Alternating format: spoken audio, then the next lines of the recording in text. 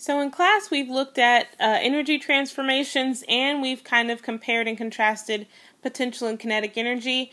Here are some notes that you can take to go with the comparing and contrasting of potential and kinetic energy. We already know that kinetic energy is energy of motion and potential energy is stored energy of position.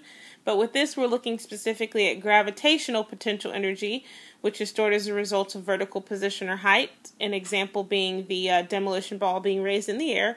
And elastic potential energy is stored as a result of stretching or compressing. In this case, the example is the bow and arrow. So with gravitational potential energy, it's based on position or height, and it depends on mass or height. So the higher an object is off the ground, like say in this case, the more GPE it has. The blue skier is higher off the ground, so it has more gravitational potential energy. It also can depend on mass, so the more massive an object is, like the green skier over here, the more GPE it has compared to something that's at the same height. So when we're comparing gravitational potential energy, or GPE, to kinetic energy, which can be written as KE, here's some things you need to remember. The highest point, in the case of the picture, point W, is where you're going to have the greatest GPE and the least KE. As your object moves towards the lowest point, you're going to have decreasing GPE and increasing KE. At the lowest point, which is point X, you'll have the least gravitational potential energy and the greatest kinetic energy. And as the object moves back up towards its highest point, you'll get increasing GPE and decreasing KE. Something to keep in mind is the midpoint between the highest and lowest, which is about Y, is where your GPE and your KE will be equal. But as one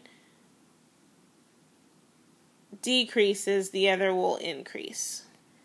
Now with elastic potential energy, it's stored as a result of stretching or compressing, and depends on the amount of stretch. So the more stretched something is, the more stored energy it will have, and the more compressed something is, the more stored energy it will have. Examples of this are rubber bands, springs, and like I said before, the bow and arrow.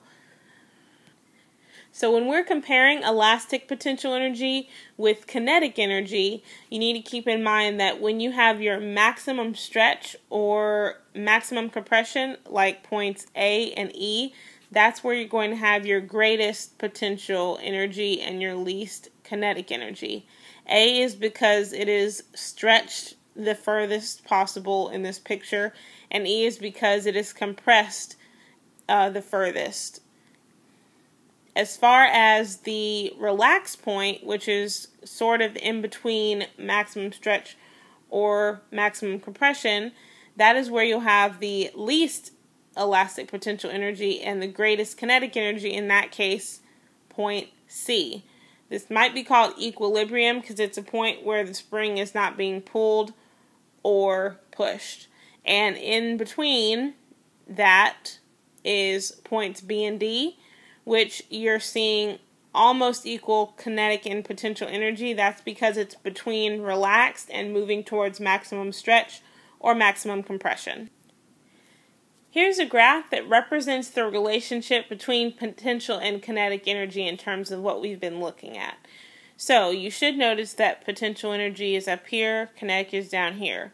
As potential decreases, kinetic increases, and at some point they become equal and always equal the total amount of energy. Potential decreases, kinetic increases.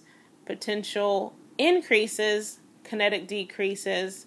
Potential increases, kinetic decreases.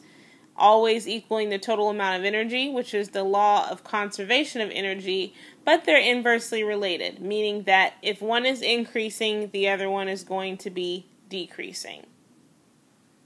So that's it for this video. Try and apply what I just talked about to what you saw in class, and if you have any questions, don't hesitate to ask.